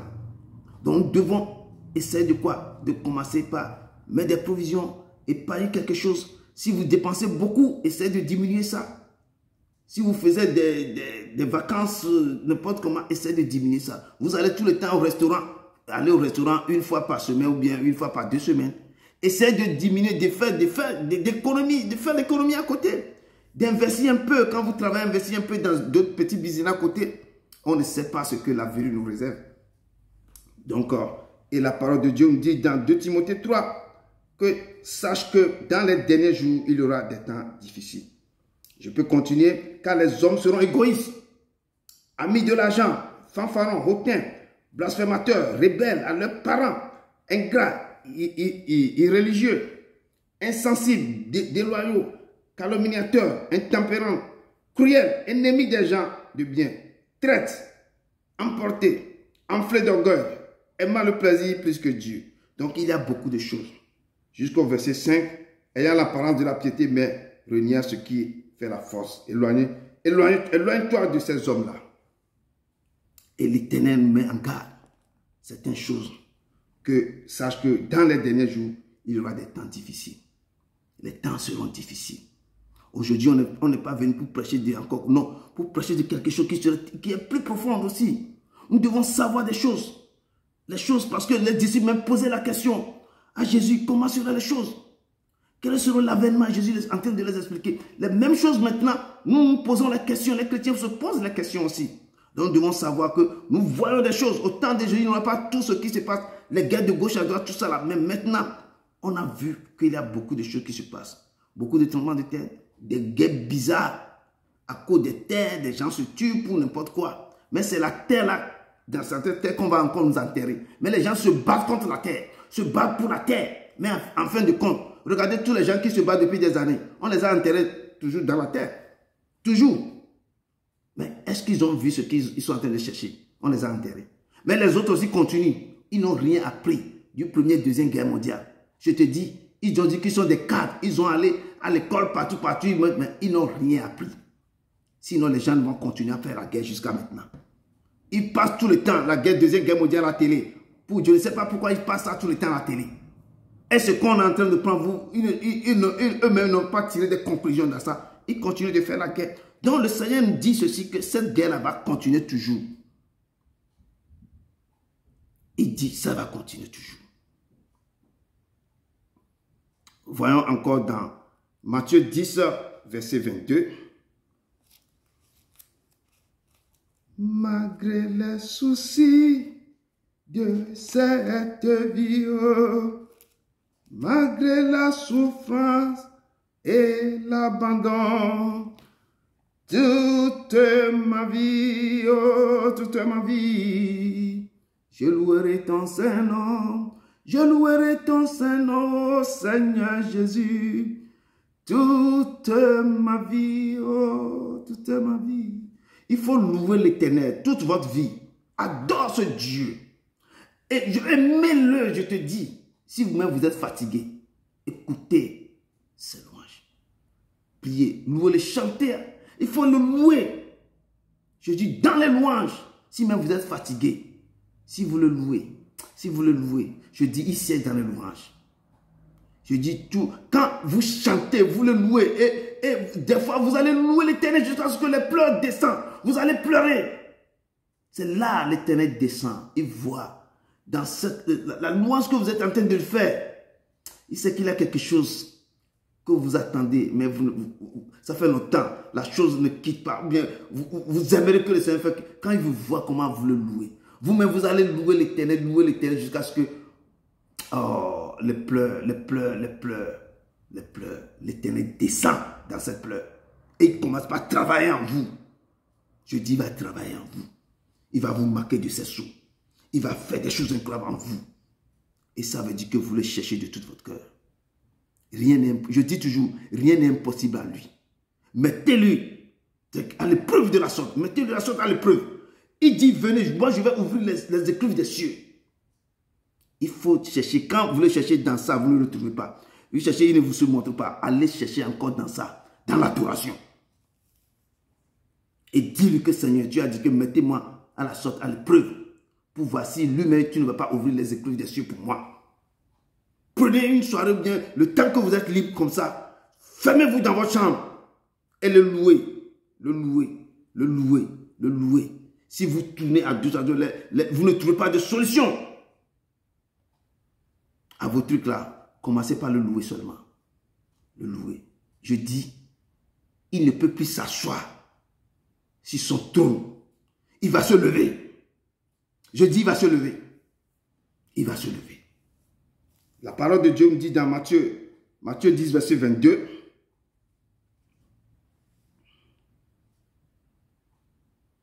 Il vous dit, vous serez haïs de tous à cause de mon nom. Mais celui qui persévérera jusqu'à la fin sera sauvé. Je dis, la marche avec Jésus, ce n'est pas facile. Ce n'est pas du miel. La marche, ce n'est pas facile. Parce que quand tu commences à marcher avec lui, les démons de ta maison aussi se lèvent. Mais c'est pourquoi il dit, celui qui persévérera jusqu'à la fin sera sauvé. Tu seras haï par les gens.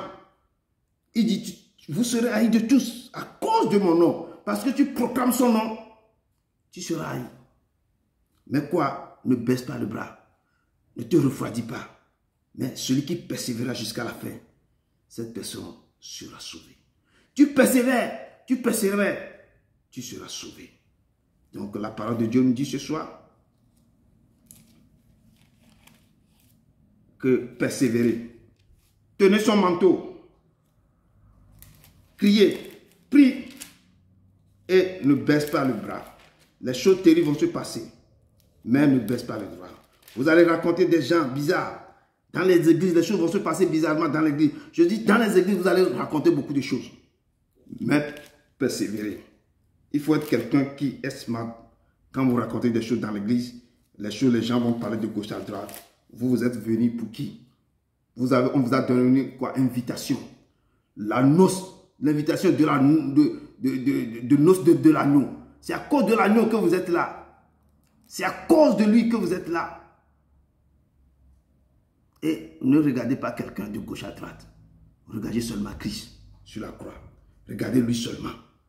Quand vous le regardez, c'est lui qui va faire des choses en vous. Donc, Marc aussi nous dit dans Marc 13, verset 13 que vous serez haïs de tous à cause de mon nom, mais celui qui persévérera jusqu'à la fin sera sauvé. Donc, tous les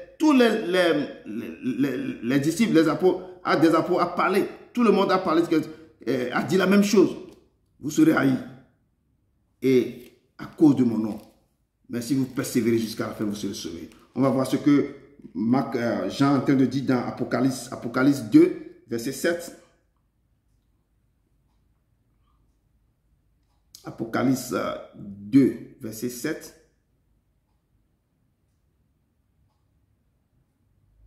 Apocalypse 2, verset 7. Malgré les soucis de cette vie, malgré la tristesse et l'abandon, toute ma vie, je louerai ton Saint-Nom. Je louerai ton Saint-Nom, Seigneur Jésus. Toute ma vie, je louerai ton Saint-Nom. La parole de Dieu me dit dans Apocalypse 2, verset 7. J'avais pris 3 passages dans Apocalypse, mais on va lire seulement ça pour conclure. Il dit, celui qui a des oreilles entend ce que l'Esprit dit aux églises. À celui qui vaincra, je donnerai à manger de l'arbre de vie, qui est dans le paradis de Dieu. Celui qui va vaincre tout ce que je suis en train de dire, parce que le chemin ne sera pas facile. Mais il dit que celui qui a des oreilles entend ce que l'Esprit dit aux églises. Ce que l'Esprit dit aux églises maintenant, ce que sort, ce que l'Esprit vous dit, ce que l'Éternel vous dit ce soir, il dit que celui qui a des oreilles entend ce que l'Esprit dit aux églises. À celui qui vaincra, que je donnerai quoi? À manger de l'arbre de vie. L'arbre de vie, c'est ce qui te donne cette arbre de vie. Tu n'auras jamais ni faim ni soif. Tu auras de l'abondance autour de toi. Et cet arbre de vie, que l'arbre là qui pousse, il n'y a pas de Saint-Jean pour cet arbre de vie qui est dans le paradis de Dieu. Cet arbre se trouve dans le paradis de Dieu. Et tu seras quelqu'un qui n'aura besoin de rien. Parce qu'il t'a donné quoi? À manger de l'arbre de vie. Donc celui qui a des oreilles, écoute ce que l'Esprit dit à l'Église. L'Esprit dit au peuple de Dieu ici présent, il dit, prenez garde que beaucoup de choses viendront. Vous aurez la guerre, les rumeurs de guerre, les tremblements de terre. Ce n'est pas encore la fin. C'est quoi? C'est le commencement de l'enfantement. Ce n'est pas encore la fin. Ce n'est pas encore la fin. Il dit que cette bonne nouvelle du royaume sera prêchée dans le monde entier pour servir de témoignage à toutes les nations. Alors viendra la fin. Cette bonne nouvelle maintenant, la bonne nouvelle va aller partout dans le monde entier. Quand la bonne nouvelle va aller aux extrémités de la terre, tout le monde va connaître que Dieu, Jésus est vivant. Il est le Maître, il est le Seigneur des Seigneurs. C'est là que quand tout le monde aura connaissance de la parole de Dieu, c'est là qu'il y aura la fin du monde. Et c'est là qu'il viendra. Donc nous devons persévérer dans tout ce que nous. Je vous dis, examinez tout ce que vous recevez. Allez, demandez l'esprit de discernement pour discerner les choses. Et faites attention, gardez-vous de ne pas tomber dans les filets. Il y a tellement beaucoup de gens qui sont là maintenant. Et donc, c'est à vous maintenant, quand vous recevez des paroles, quand vous recevez des choses, examinez-les, allez devant l'Éternel. Quand on vous donne des prophéties, ne prenez pas des prophéties comme ça pour dire que oui, si ça va venir. Non, allez d'abord demander à l'Éternel si ces prophéties-là, ça vient de lui. Et si ça vient de lui, demandez Seigneur, donne-moi un signe, que quelqu'un me confirme ce que je viens d'attendre. Ce sont des choses que vous devez apprendre à faire. Quand vous avez ça dans vos cœurs, dans le sang, personne ne peut vous tromper. Tout ce que vous allez recevoir, ou bien les choses que vous allez entendre quelque part, vous saurez comment le mettre en pratique. Vous saurez comment marcher avec ce Dieu. Et tout ce que l'Éternel dira de vous, vous saurez si c'est vrai ou pas. Ou ce n'est pas vrai. La parole de Dieu nous dit, plusieurs viendront, plusieurs faux prophètes se leveront et ils séduiront beaucoup de gens. Et les gens là qui vont se lever, ils auront des miracles terribles. Ils ont des choses terribles en eux. Et ils vont prêcher des choses. Quand ils élèvent la main comme ça, les gens vont tomber. Ils vont faire des choses extraordinaires, spectaculaires, je te dis. Mais il faut discerner. Il faut que l'Éternel vous dise. Lui-même, il avait parlé déjà. Je n'invente rien. Je n'invente rien. Et c'est l'Éternel, c'est la parole de Dieu qui dit ça. Que alors aussi plusieurs succomberont. Et ils se trahiront et se haïront les uns les autres. Ça, c'est le corps de Christ. Donc, nous devons faire attention. Nous devons quoi? Redonner cet amour. Le peuple de Dieu va se lever et redonner cet amour. Que l'amour va venir. L'amour doit créer pour que les choses normales doivent venir. Il faut que le peuple de Dieu maintenant s'élève. Que crée pour commencer par être unis. Pour que les choses normales, les choses que Dieu voulait, il veut que son peuple se unisse, son peuple vienne, que le peuple de Dieu maintenant soit là pour que beaucoup de choses se passent convenablement. Et c'est cette parole, cette truc-là que je viens partager avec le peuple de Dieu ce soir. L'Éternel veut que le corps de Dieu se retrouve, que le corps de Dieu, que l'amour ne peut plus se refroidir. Lui-même, il est amour, il dit, aimez-vous les uns les autres comme je vous ai aimé. Nous devons lever la voix et nous devons se ressaisir. Nous devons chercher ce Dieu dans toute sa grandeur, dans l'amour, dans l'humilité.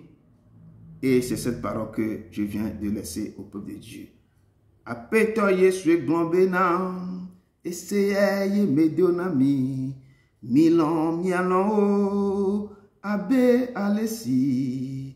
Le Seigneur Jésus a dit dans sa parole, c'est un commandement que je vous ai donné, aimez-vous les uns les autres, comme moi-même je vous ai aimé. C'est la chanson. Milan, mialo, yesu, glalo, l'homme nous salele. C'est dans l'amour qu'il y a quoi? Qu'il y a la puissance, il y a la force, il y a l'unité. Milan, mialo, apeto yesu, glombenam, essayez me donna milo. Milan, mialo, abbé alessi. Aimez-vous les uns les autres comme je vous ai aimé. C'est le commandement que je suis en train de vous donner. Donc, c'est ce message que votre serviteur, votre humble serviteur, il doit vous a laissé au nom de Jésus de Nazareth. Dieu d'Abraham, d'Isaac et de Jacob. Je te loue, papa, je te loue de tout mon cœur. Je te loue parce que tu es descendu. Tu as libéré ta parole que tu veux que je partage avec ton peuple, Seigneur. Je te rends gloire. Ils ont écouté ta parole. Tu as dit que si mon peuple, ceux qui m'ont été invoqué, qui s'humilient, cherchent ma face. Ils ont cherché ta face. Ils sont là. Ils ont écouté cette parole. Ils ont aimé. Le cœur a reçu cette parole. Et papa, je te dis merci pour la vie. Pour que cette parole continue pas à travailler dans le cœur. Qui te cherche de tout le cœur. Qui garde.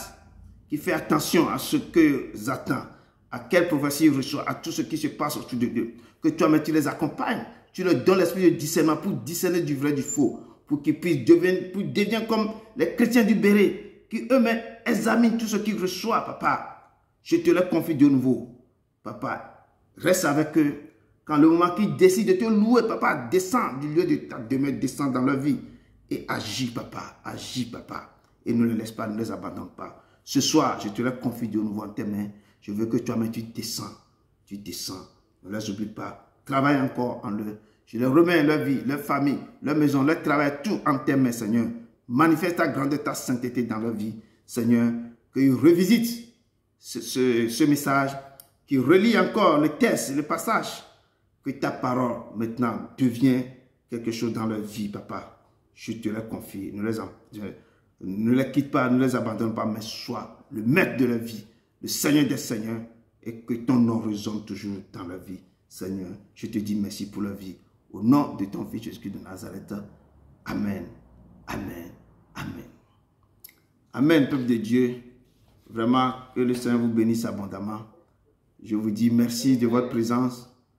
Merci de votre écoute. Merci de quand vous étiez calme pour écouter cette parole. Que l'Éternel vraiment vous redonne en senti tout ce que vous avez emmagasiné ce soir. Que l'Éternel vous bénisse abondamment. J'ai pris beaucoup de notes, mais l'Éternel n'a pas permis que je vous donne tous les versets. Mais c'est très bien qu'on a développé vraiment la plupart des choses. Amen. Amen. Est-ce qu'il y a des questions?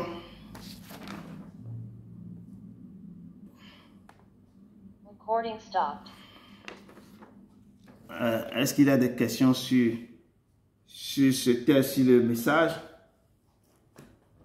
Ou bien c'est bon? Vous allez le visiter après.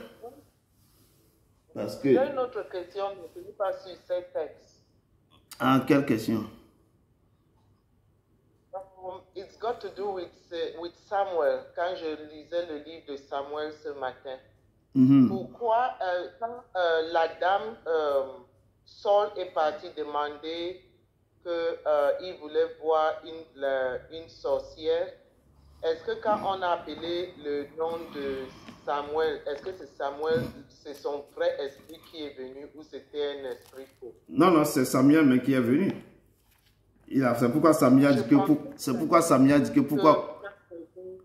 Hein? Vas-y. Je pensais que vous pouvez appeler quelqu'un qui est mort si quelqu'un était vrai. Je pensais que c'était seulement les faux qu'on pouvait appeler. Oui, le truc que Samuel, d'abord, c'est un prophète d'abord. D'abord, ce n'est pas quelqu'un ordinaire comme ça. Quand tu vois sa naissance même, il n'est pas né comme ça.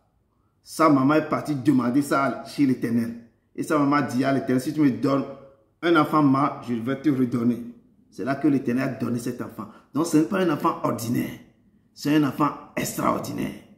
Donc, quand il est venu sur la terre, la mission, parce qu'on dit que Dieu, depuis le vent, mais Dieu l'a déjà établi. Et il est sorti comme prophète.